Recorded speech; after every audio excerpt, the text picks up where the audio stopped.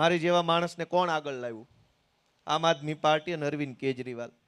તમે એકવાર વિચારો કે આ અરવિંદ કેજરીવાલ ને આમ આદમી પાર્ટી ન હોત તો ગોપાલભાઈ શું કરતા હોત?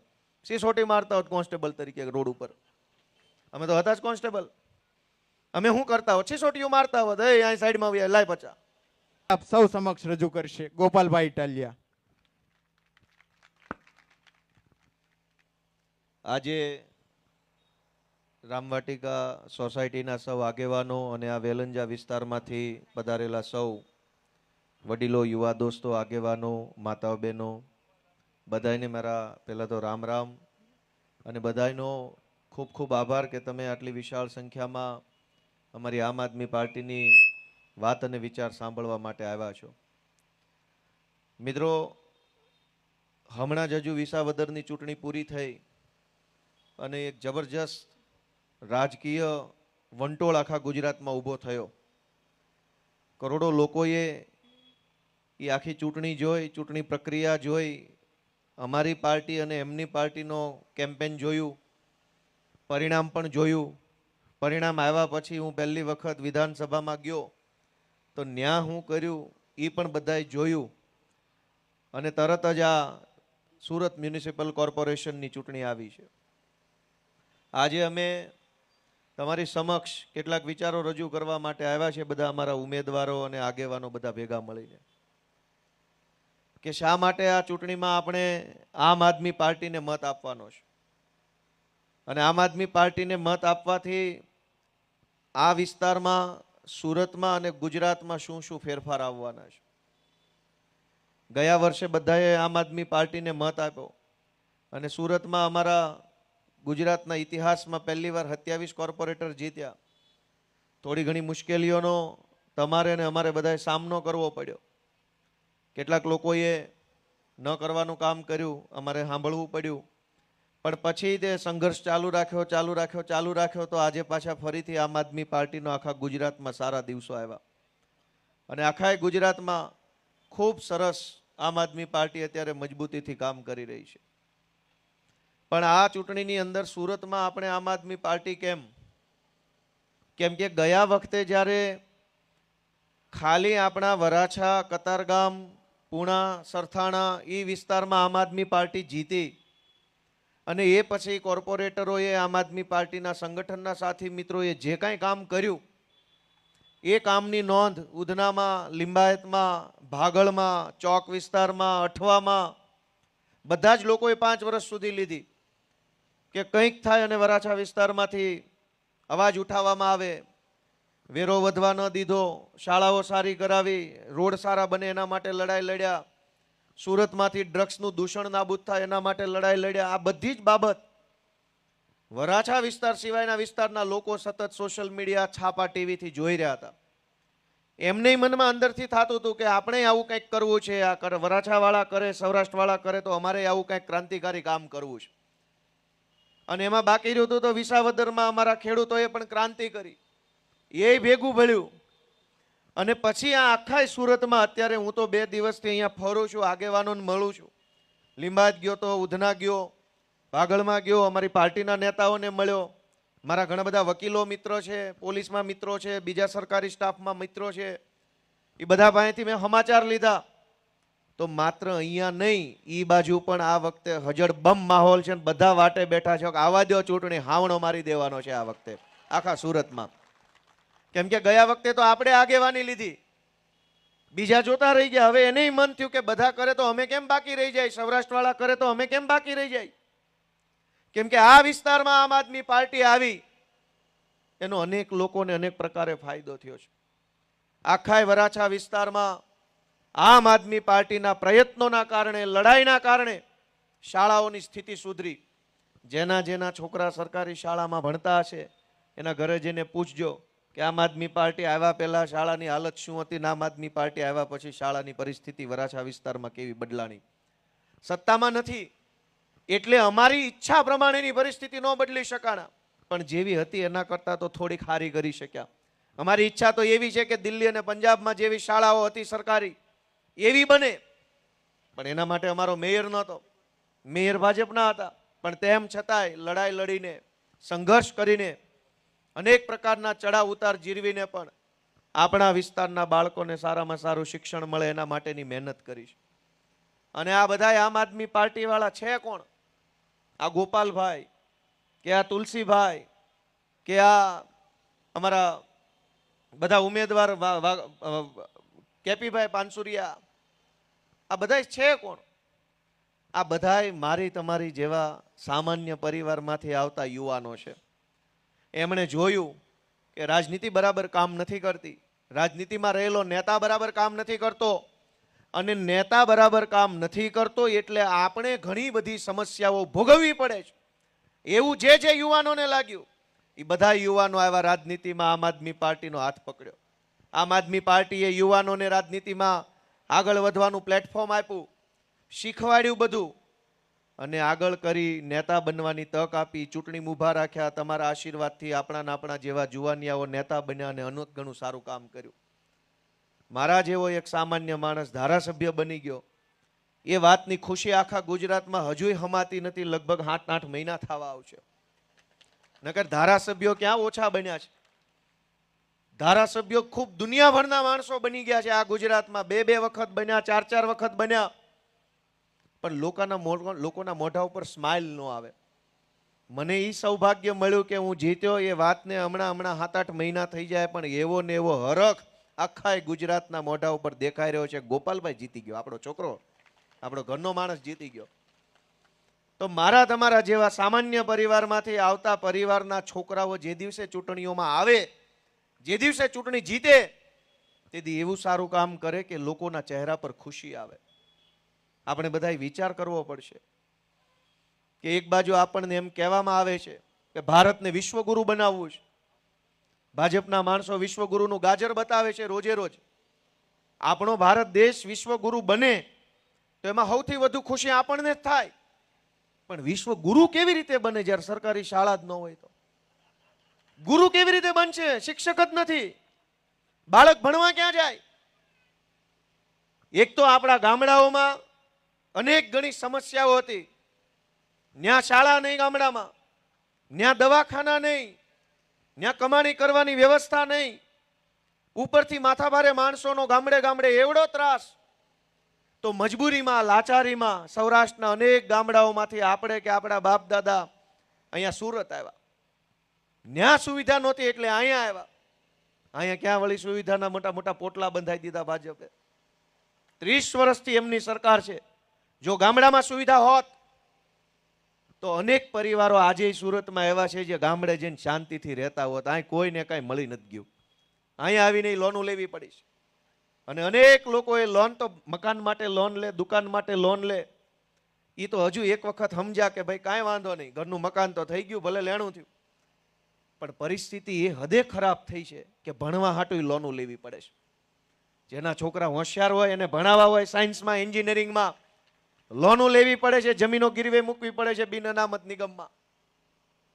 તમે પરિસ્થિતિ વિચારો કે અવળો મોટો ભારત દેશ વિશ્વગુરુ બનવા તરફ આગળ વધી રહ્યા છે અને ભણાવવા હાટું લોનો લેવી પડે. દુનિયાના કયા દેશના બાળકોએ ભણવા માટે લોન લેવી પડે છે? અને લોનો આપણા છોકરાને ભણાવવા જ કેમ લેવી પડે છે? ભાજપના ધારાસભ્યો, મંત્રીઓ, કોર્પોરેટરો, વોર્ડ પ્રમુખ હોય તો નથી લોન લેવી પડતી. લોન ખાલી આપણે જ લેવી પડે છે. એમને માટે તો પૈસા પૈસા જ. હું તો તમને વિનંતી કરવા આવ્યો છું કે રાજનીતિ બદલવી પડશે. રાજનીતિ નહીં બદલાય ત્યાં સુધી આપણી પરિસ્થિતિ ક્યારેય બદલાવાની નથી. ચાહે ગમે એટલી પાર્ટીઓ આવી જાય, ગમે એટલા નેતાઓ આવી જાય, રાજનીતિ બદલવા માટેની જવાબદારી આપણે બધાએ સાથે મળીને લેવાની છે. અરવિંદ કેજરીવાલ દિલ્હીમાં સારામાં સારી સરકારી શાળા બનાવી શકે તો અહીં સુરતમાં શું ખૂટે છે? 10,000 કરોડ રૂપિયાનું બજેટ છે કોર્પોરેશનનું. 4 લાખ કરોડ રૂપિયાનું બજેટ છે ગુજરાતની સરકારનું. પૈસાની તો ક્યાંય તાણ છે નહીં, ખાલી નિયત ખોટી છે ને એટલા માટે કામ નથી થતું. બાકી પૈસા તો પૂરેપૂરા છે.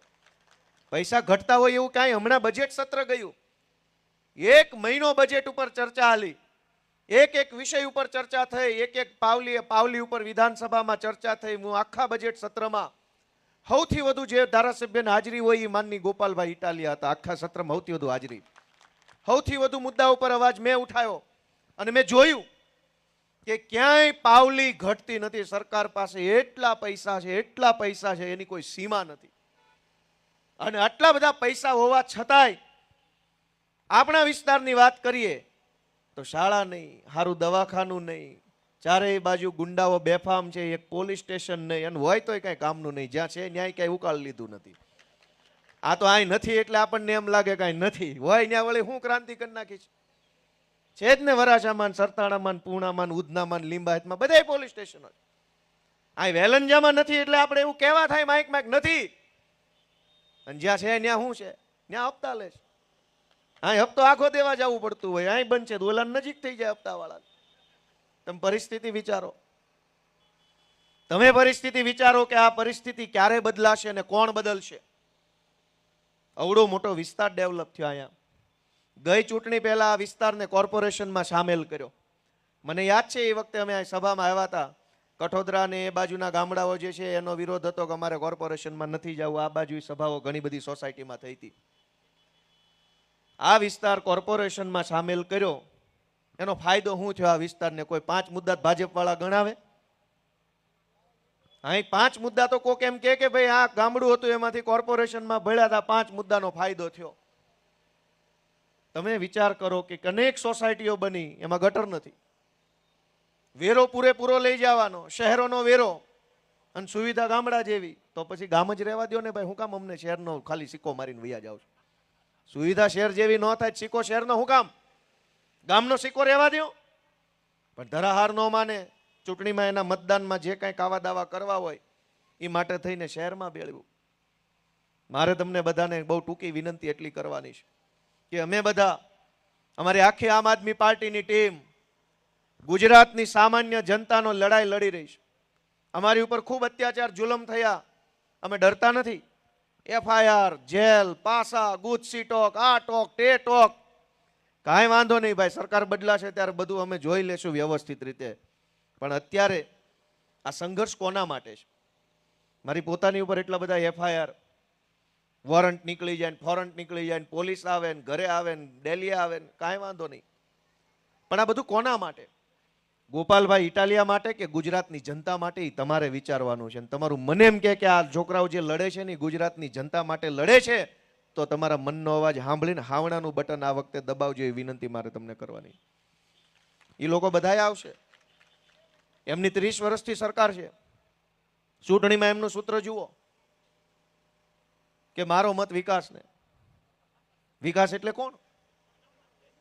વિકાસ એટલે કોણ? તમે વિકાસ એટલે 5 વસ્તુ બતાવો. ભાઈ વેલંજામાં કે સુરતમાં તમે આ 30 વર્ષથી સરકાર છે તો આટલા સ્પોર્ટ કોમ્પ્લેક્સ બનાવ્યા, સાયન્સની આટલી સ્કૂલો બનાવી, ઇંગ્લિશ મીડિયમની આટલી સરકારી સ્કૂલો બની, આટલા દવાખાના નવા ખુલ્યા, આટલા સ્ટેડિયમ બન્યા. કશું 30 વર્ષમાં આ લોકોથી કાંઈ થયું નથી. હવે ભવિષ્યમાં કાંઈ આમનાથી થાય એમ નથી, કેમ કે આ થાકી ગયા છે. અમે નવી જનરેશનના નેતાઓ છીએ દોસ્તો. અમારી ઘણી ધગશ છે, ઘણું બધું કામ કરવું છે. તમારા આશીર્વાદ મળશે તો ઘણું સારું કરી શકીશ. વિસાવદરના લોકોએ અમને મત આપ્યો, આશીર્વાદ આપ્યા, તો એનું પરિણામ આખા ગુજરાતને મળ્યું. વર્ષોથી માવઠા આવે છે પણ કોઈ દિવસ ખેડૂતોને કાણી કોડી મળતી નહોતી. આ વિસાવદર વાળી થઈને પછી પહેલી વખત 10,000 કરોડનું પેકેજ આવ્યું ને અનેક ખેડૂતોના ખાતામાં પૈસા આવ્યા. જે લોકો ગામડે ખેતી સાથે જોડાયેલા છે, પૂછજો ઘરે, છેલ્લા 15-20 વર્ષમાં ક્યારેય કાણી કોડી સરકાર તરફથી આવી નહોતી. જેવી વિસાવદર વાળી થઈને કાન ફટામ 2 હાવણા મૂક્યા વિસાવદર વાળે, બુદ્ધિ ઠેકાણે આવી ગઈ.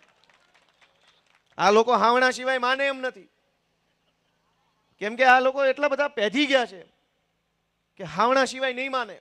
અને એટલે નિશાને એવું જ રાખ્યું કે વ્યવસ્થિત માને. 2 હાવણા મૂકો એટલે ઠેકાણે. અને તમારે એ જવાબદારી સંભાળવાની છે. મિત્રો, બહુ ચિંતાજનક માહોલ છે. ઘણી વખત અમારો વિરોધ કરે છે લોકો, કેટલાક મિત્રો, કેટલાક વ્યક્તિઓ, કે તમે લોકો આવા છો ને તમે લોકો તેવા છો. મારે એક વસ્તુ કેવી છે કે અમે ગમે એવા ખરાબ માણસ હશું, પણ અમને એક વાતનું ગર્વ છે કે અમે ડ્રગ્સના ધંધામાં સંડોવાયેલા માણસો નથી. આખા સુરતને ડ્રગ્સના રવાડે ચડાવ્યું છે ભાજપના માણસોએ. આપણે અહીં મહેનત મજૂરી કરીને જીવીએ. ઘરે બધી બહેનો બેઠી હોય, આખો દિવસ ટીકી લગાવે, દોરા ધાગા તોડે, આખું ઘર કમાય, અને આપણા જ પરિવારનો દીકરો કે દીકરી ક્યાંક નોક ચડવાની લતે ચડી જાય, એની જવાબદારી કોની? આપણે કમાવામાં ધ્યાન આપવું, છોકરા વાહે રખડવું, ક્યાં ભણવા જાય? એક તો ઘર આંગણે નિહાળ ન હોય, ઘર આંગણે કોલેજ ન હોય, ઠેઠ ઓલા છેડે ભણવા મોકલો, ન્યા જાય તો દરેક મા બાપને ચિંતા થાય. પોલીસ સ્ટેશનોમાં કોઈ આપણી ફરિયાદ સાંભળવા તૈયાર નથી. અમે ખૂબ વિરોધ કર્યો ડ્રગ્સનો, તો અમારી ઉપર FIR થઈ ડ્રગ્સનો વિરોધ કરવા બદલ. તમે બધાએ પોતાના મનથી વિચારો કે કોણ એવો મા બાપ હોય જે એમ ઈચ્છે કે અમારા છોકરા નશાના રવાડે ચડી જાય. પણ જ્યારે અમે અહીંયા ગુજરાતમાં વાત કરીએ કે ભાઈ અહીંયા નશાના રવાડે છોકરા ચડે છે, બેફામ બધી વસ્તુઓ મળી રહે છે, દારૂ બેફામ મળી રહે, ડ્રગ્સ બેફામ મળી રહે, છોકરાઓ ઊંધા રવાડે ચડે, પછી એના મા બાપની પરિસ્થિતિ જે થાય છે ને કોઈને કહી નથી શકાતી. સમાજમાં આબરૂની બીક લાગ્યા કરે. પોલીસ સ્ટેશનોમાં ન કહેવાય ને સમાજના આગેવાનોને ન કહેવાય. આ મારી વાત સાચી છે કે ખોટી છે? તો આવડી મોટી સરકાર કામમાં શું આવે? આટલી મોટી પોલીસ વ્યવસ્થા, આટલું મોટું IB તંત્ર, આટલો મોટો ગૃહ વિભાગ, આટલા કલેક્ટરો, મામલતદારો, TDO, ઝોન ઓફિસો, કરોડો રૂપિયાના પગાર લઈને બેઠેલા સરકારી માણસો કામના હું? જો એક નશો ન રોકી શકે તો આ લોકો આપણું બીજું તો શું કામ કરી શકવાના? અમે તો તમને વિનંતી કરવા આવ્યા છીએ કે અમે ગુજરાતભરના લોકોની પરિસ્થિતિ બદલાય એના માટે લડીએ છીએ. અમારો કોઈ સ્વાર્થ હોત પૈસાવાળા થવાનો કે લાલ લાઇટ વાળી ગાડીઓમાં ભરવાનો તો ઘણા વંડીઓ ઠેકી ગયા છે. ગબ્બ કરતા સવારે આમમાં હોય ને હાંજ પડે તો આંકોર પડે. અમે એવા માણસો નથી. અમે સંઘર્ષ કરનારા માણસો છીએ. જે થવું એ થઈ જાય, પણ સંઘર્ષના રસ્તેથી એક પગલું પાછું ન હટીએ ને એ અમે માણસો છીએ દોસ્તો. અનેક તકલીફો વેઠી લીધી પણ રસ્તો બદલ્યો નથી. અને રસ્તો બદલ્યો એ ધારાસભ્ય બન્યા, મેં નથી બદલ્યો તો હું ધારાસભ્ય બન્યો. લ્યો કરો. છેલ્લે તો બધા એક જગ્યાએ ભેગા થઈ ગયા પાછા. અમે 10 વર્ષથી આ સંઘર્ષના રસ્તા પર છીએ. એક ડગલું બદલ્યું નથી. મુશ્કેલીઓ અનેક આવી, FIR થઈ, જેલમાં પૂર્યા, પોલીસે માર માર્યો, બધું જ થયું. રસ્તો ન બદલ્યો અને હું ધારાસભ્ય થઈને બેઠો છું. અને જેણે રસ્તો બદલ્યો ને એ 3 ખુરશી વટીને ન્યા જ બેઠા છે. તો શું ફાયદો થઈ ગયો ભાઈ રસ્તા બદલીને ધારાસભ્ય બનવાનો? અને ધારાસભ્ય બનવું મહત્વનું નથી. લોકોના દિલમાં આપણી ખુરશી પડે ને એ ખુરશી કાયમ માટે રહી જાય છે. ધારાસભાની ખુરશી તો હમણાં નવી ચૂંટણી આવે, અડધાની ટિકિટો કપાય એટલે રોતા રોતા ઘર ભેગા થઈ જાય. પણ લોકોના દિલમાં જેને સ્થાન મળે એની ખુરશી કાયમ માટે ટકી જાય છે. અને લોકોના દિલમાં સ્થાન ન હોય એની ખુરશીઓ ગમે એટલી વખત આવે પણ એ ટકતી નથી લાંબો સમય.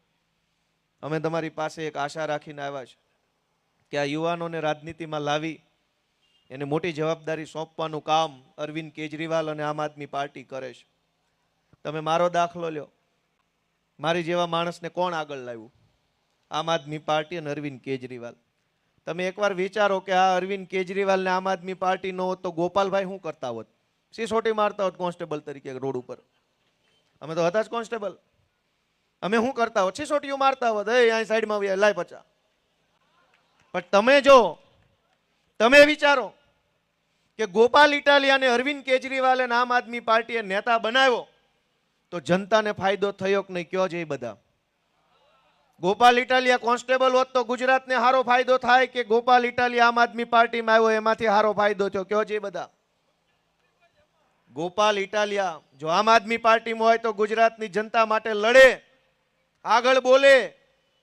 આમ આદમી પાર્ટી જ ન હોય તો મારા જેવા અનેક જુવાનિયાઓ છે એની જિંદગી ક્યાંય વહી જાય છે કોઈને ખબર નથી રહેતી.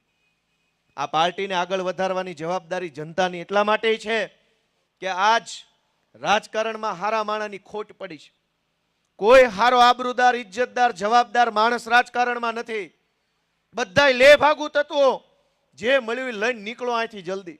પબ્લિકનું જે થવું એ થાય એવી ટૂંકી માનસિકતા, ટૂંકી લાલચવાળા માણસોએ રાજનીતિ પર કબજો કર્યો છે. અને એની વચ્ચે અમે એમ વિચારીએ છીએ કે નવા જુવાનિયાઓ આવે, બધા મહેનત કરે, સંઘર્ષ કરે, 5-25 જણા કદાચ ભાગી જાય તોય તે 2-5-25 જણા મહેનત કરી આગળ આવી અને સમાજને સારી દિશામાં લઈ જવાનું કામ કરે. પણ આ બધું ક્યારે શક્ય બને? જ્યારે તમે આશીર્વાદ આપો ત્યારે. ભાજપવાળાને તો કોઈ ફરક પડતો નથી. વિધાનસભામાં મેં જોયું કે જેટલી ચિઠ્ઠી આવે ને એટલું જ ઊભા થઈને વાંચવાનો એમનો અધિકાર છે. ચિઠ્ઠી બાર એક શબ્દ બોલે ને તો ઘોનારે છે અંદર લઈ જઈને. આ હાવ હકીકતની વાત છે. કોઈ પણ માણસ એની પાર્ટીમાં ચિઠ્ઠી બાર બોલી નથી શકતો. મેં નજરે જોયેલી વાત. દરેક ધારાસભ્યોને એક ચિઠ્ઠી પાર્ટીના દંડકની ઓફિસમાંથી આપવામાં આવે કે તમારે આ મુદ્દા પર આટલું જ બોલવાનું છે, ઓલા મુદ્દા પર આટલું જ બોલવાનું છે. અને આ ખેલ પબ્લિકને ખબર નહોતી એટલે મેં વિસાવદરથી બસો ભરીને બધાને રૂબરૂ જોવા લઈ ગયો કે હાલો સર્કસ જોવું હોય તો લઈ જાઓ. મેં બતાવ્યું બધાને, અને બધાય નજરે જોયું આ ચિઠ્ઠીઓનો ખેલ. હવે જે માણસ ચિઠ્ઠી સિવાયનું કાંઈ બોલી ન શકતો હોય એ આપણા બધાનું ભવિષ્ય શું બદલી શકવાનો? એને બદલવો પડે પહેલા તો.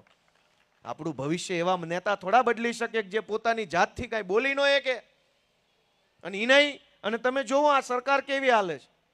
વિસાવદરની ચૂંટણીમાં અનેક ભાજપના મોટા મોટા ગદાવર નેતાઓ આવ્યા અને ન્યા આવીને ગામડે ગામડે એમ કહેતા હતા ગોપાલભાઈને મત ન દેતા, કાંઈ પણ તકલીફ હોય તો મારી જવાબદારી, મને કહેજો, મારી જવાબદારી, એમ કહેતા હતા. ચૂંટણી પછી ને એ પછી મંત્રી જ નથી. હવે કોની જવાબદારી? કૃષિ મંત્રી આવ્યા હતા ચૂંટણીમાં, ગામડે ગામડે ખેડૂતોને કહી ગયા મારી જવાબદારી. જેવી ચૂંટણી પતી અને મંત્રીમાં જ કાઢી મૂક્યા. હવે કોની જવાબદારી કયો? આ લોકોનું કાંઈ ઠેકાણું જ નથી.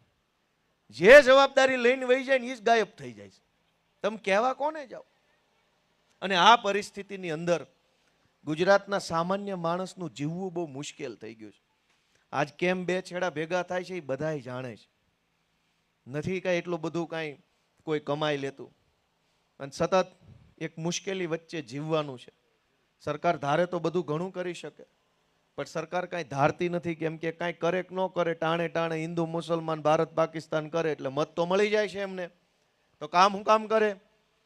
તમને એક બીજી ગંભીર બાબત કહું કે આ લોકો પબ્લિકની અંદર માત્ર ને માત્ર ડર ફેલાવે, પબ્લિકને ભરમાવે અને મત પડાવીને વયા જાય છે. એનો એક દાખલો આપું. તમને ખબર હોય તો વિધાનસભાની અંદર બોમ્બ મૂકવાની ધમકી મળી હતી, ખ્યાલ છે? કોને કોને ખ્યાલ છે? હાથ ઊંચો કરો જઈ. વિધાનસભાની અંદર બોમ્બ મૂકી ગયું છે કોક, એવી ધમકી ભર્યો એક ઈમેલ મળ્યો. ધ્યાનથી સાંભળજો, આ ચૂંટણી જીતવાના કાવતરા જોવો. તમારા છોકરાને સારી નિશાળ ન મળે, સારું દવાખાનું ન મળે, સારી જનસુવિધા ન મળે, તોય ચૂંટણીમાં એને ને એને મત કેમ મળે એનું ષડયંત્ર જુઓ. કે વિધાનસભા એટલે ગુજરાતની સર્વોચ્ચ સંસ્થા, એનાથી ઉપર કોઈ સંસ્થા ન આવે. આખા ગુજરાતની જનતાએ જેને મત આપ્યો હોય બધા જ નેતાઓ ત્યાં બેસે એવી પાવરફુલ સંસ્થા, એને બોમ્બથી ઉડાડવાની કોઈક ધમકી મારી ગયો. એ વાતને હવા મહિનો થઈ ગયો, હજુ કોઈને આરોપી જડતો નથી. ધમકી મારી કોણ ગયો? ક્યાંય તમે ટીવીમાં છાપામાં જોયું કોણ ધમકી મારી ગયો? અહીંયા તમે એક કોન્સ્ટેબલને તું નથી કહી એકતા પકડીને લઈને વયા જાય છે અને 15 દિન જ છોડતા. અને વિધાનસભાને ધમકી મારી ગયો એ પકડાતો કેમ નથી? મને તો અંદર અંદર મનમાં એવું થાય છે કંઈક ઈનાઈ આવી અફવા ફેલાવીને પબ્લિકમાં ભય નહીં ફેલાવતા હોય. ઈના માણસો ઈમેલ કરે ને આ બાજુથી ઈના પકડે. તમે મને એવો જવાબ આપો કે વિધાનસભાને કોઈ માણસ ધમકી મારી જાય તો એ માણસ એરેસ્ટ થવો જોઈએ કે ન થવો જોઈએ? આજી વાતને મહિનો થઈ ગયો. આજી વાતને મહિનો થઈ ગયો. કેમ નો પકડાનો? વિચાર કરો.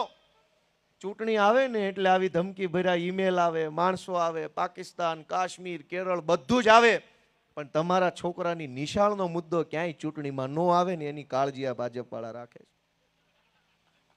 તમે વિચાર કરો કે દોસ્તો, આ રાજનીતિ બદલવા માટેની અમારી લડાઈ છે અને એમાં તમારા આશીર્વાદ વગર શક્ય નહીં બને. કતારગામમાં ઊભો રહ્યો, મને મત ન દીધા તો હું હારી ગયો, પણ હિંમત ન હાર્યો અને ગુજરાતની જનતા માટે સતત લડતો રહ્યો તો એનું પરિણામ પાછું વિસાવદરના અમારા આગેવાનોએ આપ્યું. હું તમને એટલી જ વિનંતી કરું છું કે તમે કદાચ મત નહીં દો તો બહુ તો શું થાય, અમે હારી જાવ. પણ અમે હારી જાવું તો જનતાનો મુદ્દો કોણ ઉઠાવશે એક વખત વિચાર કરો. બીજેપી સાંભળવા તૈયાર નથી કોઈ મુદ્દો, ત્યાં કોઈ વાત નથી રજૂ કરી શકાતી. અને તમે જુઓ કે આ સુરતનું એ તો એમ કે છે કે ભાઈ આ બહુ બધી દેશભક્તોની પાર્ટી છે અને દેશ સેવા કરવા માટે બધા ભાજપમાં જોડાણા છે. પણ સુરત કોર્પોરેશનના ઉમેદવારોનું લિસ્ટ રાતે 12 વાગે બહાર પાડ્યું. દિવસે જો બહાર પાડ્યું હોત ને તો બધાય દેશભક્તો એકાબીજાના જભા ફાડીને દેશભક્તિ બતાવે. એટલે રાતના અંધારામ લિસ્ટ બહાર પાડ્યું. હું કામ? દિવસે નકર દેશભક્તિ બધી બહાર આવી જાત વિડીયો સામે. કેમ કે દેશની સેવા કરવા હાટું ત્યાં હરીફાઈ લાગી છે, તું નહીં હું કરીશ સેવા, અને ધોકા ઉડે એવો માહોલ છે દેશભક્તિ માટે. કેટલા દેશભક્તો છે આપણે જાણીએ? દેશભક્તો નથી, ટેન્ડર ભક્તો છે, કોન્ટ્રાક્ટ ભક્તો છે, કટકી ભક્તો છે, લાંચ ભક્તો છે, દલાલી ભક્તો છે. કોઈ દેશભક્તો નથી. દેશભક્ત અહીંયા બેઠેલા એક એક માણસ દેશભક્ત છે જે પરસેવો પાડીને કમાય છે ને દેશની સરકારને ટેક્સ આપે છે, અહીંયા દેશભક્તો બેઠા છે. અહીં કોઈ કટકી નથી કરતું. દેશભક્તો તો આ બેઠા અહીંયા.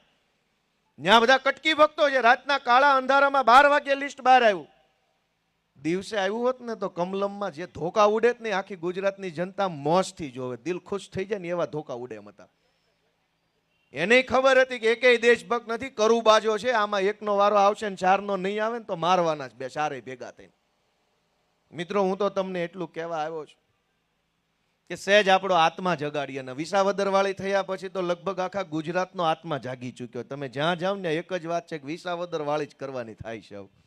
અને વિસાવદર વાળી એટલે હું, ત્યાં અમારે બહુ હોશિયાર માણસ, આ બધા અમારા આગેવાન બેઠા છે અડમતિયાના અને પિંડા ખાઈથી બધા કીધું મને. ત્યાં પબ્લિક સમજી ગઈ કે ચૂંટણી આવે એટલે ભાજપના નેતા આવે તો ભાજપના નેતાની સભામાં જવાનું, કાંઈ ખાવાની વ્યવસ્થા કર્યો તો ખાઈ લેવાનું, કાંઈક દે તો લઈ લેવાનું, પાછો મત ગોપાલભાઈને દઈ આવવાનું. આનું નામ વિસાવદર વાળી. એને સ્ટેટ સુધી ખબર ન પડી કે શું થવાનું. ગામને ખબર હતી, ગામો ગાયમાં હાલતું. ભાજપની સભામાં ઓહો માણે માણા, જમવાનું ખાઓ પીઓ ને એશ કરો ને મત તો કે ગોપાલભાઈ લ્યો. એવા ભાંભરોટા બોલાવે ગયા કે અહીંયા કોઈથી ખર્ચો ન કરાય. કેમ કે દર ચૂંટણી આ લોકો આપણને શું સમજે છે, આપણી બધાની શું, આપણી કિંમત શું. ભજીયા ગાંઠિયા હારો ગધેડો લેવા જાવ ને તો 35,000 નો આવે ગધેડો. માણા 500 રૂપિયા મળી જાય. તમે પૂછો, ભાવ પૂછો, ગધેડો કેટલા ના આવે, ગમે એને પૂછો, આપણે કાંઈ કામ નથી, ખાલી ગધેડો વેચાતો લેવો કેટલા ના આવે. અને ભાજપ વાળા આપણી શું કિંમત કરે કે જ્યારે ચૂંટણી આવે એટલે પૈસાની વાતો કરે, પૈસા લઈ લે, કેટલા થાય તારા. એટલે અમે ગધેડા કરતા સસ્તા થઈ ગયા માણસો. એટલે એને હવે વિસાવદર વાળીની જરૂર છે. કાંઈ નહીં, આવ્યો છો ને લાવ તારો ગધેડો કરીને પાછો ન મોકલું કેજે. દર ચૂંટણીએ પૈસા પૈસા પૈસા એટલે શું છે. અને એટલા બધા પૈસા વાળા હો તો બનાવો નિશાળો, મૂકો માસ્તરો, કોલેજ ખોલો. હવડા મોટા આખા વરાછા વિસ્તારમાં એકેય સરકારી કોલેજ નથી. છોકરા ક્યાં ભણાવવાના? ચૂંટણીમાં ખર્ચવા માટે કરોડો રૂપિયા. કોલેજ બનાવી હોય તો નથી. મિત્રો, આપણે વિચારવું પડશે કે આ સરકાર કઈ દિશામાં જઈ રહી છે. કોર્પોરેશનમાં આ વખતે ઉમંગ ઉત્સાહ બહુ જોવા મળ્યો અને બધાય વિસ્તારોમાં જોવા મળ્યો. જેમ જેમ સભા થશે, આ તો હજુ આજથી આપણે ટાટર પાડ્યું. આજ તો હવે જેમ હરેડે ચડશે પછી તો બહુ મજા આવવાની છે. આ પહેલી સભા જ અહીંયા આપણે રામવાટિકા સોસાયટીથી કરી. આ ચૂંટણીનું ખાતમુહૂર્ત કર્યું તમારા હાથે. લ્યો અહીંયા આ મારી આખી ચૂંટણીની વહેલી સભા અહીં થઈ છે. અને હવે જો હબાહબી નો બોલાય દે કહેજો. બધી બાજુ એવો ઉત્સાહ છે. લિંબાયતમાં, ઉધનામાં, ચોકમાં, ભાગળમાં બધી પબ્લિક કહે છે કે ભાઈ હવે આનાથી થાક્યા છે, આને કાઢો, વહેલી તકે રજા આપો. કીધું રજા તો તમે આપી શકો, અમે થોડા આપી શકીએ. અમે તો ઉમેદવાર છીએ, તમે હાવણો દબાવો એટલે એ બધી લીલ ધોવાઈ જાય. 30 વર્ષથી આના બેઠા લીલ થઈ ગઈ છે. મિત્રો, મારી એટલી જ તમને એક પ્રાર્થના છે કે આ અમારા ઉમેદવાર નવા જુવાનિયાઓ છે, શીખે છે, એક નિષ્ઠાથી રાજનીતિમાં આવ્યા છે. અમને ઘણી તકલીફ પડી, અમારે રીતે જવાબ દેવા પડે છે. પણ અમે એવા માણસો નથી કે ભાગી જઈએ, ડરી જઈએ, દબાઈ જઈએ. તમારા આશીર્વાદ હશે તો આ ગુજરાતની અંદર આમ આદમી પાર્ટી ભવિષ્યમાં ખૂબ સારું કામ કરી શકશે. આ અમારા ઉમેદવારો કદાચ નવા છે, કદાચ ભાજપવાળા જેવું સારું સારું ભાષણ નહીં આવડતું હોય, પણ દોડીને કામ કરે એવા 100%ના માણસો છે, એ વાતની ખાતરી છે દોસ્તો. કેમ કે યુવાન છે, ધગશથી આવેલા છે, દાનતથી આવેલા છે. તમે બધાય એમને આશીર્વાદ આપો. અમારા 4 ઉમેદવારોને હજુ નંબર તો આવ્યો નથી, નંબર 2 દિવસ પછી આવશે. પણ જે નંબર આવે સાવણાના નિશાન ઉપર મત આપી અમારા 4 ઉમેદવારને વિજય બનાવો એવી પ્રાર્થના સાથે હું આપ સૌનો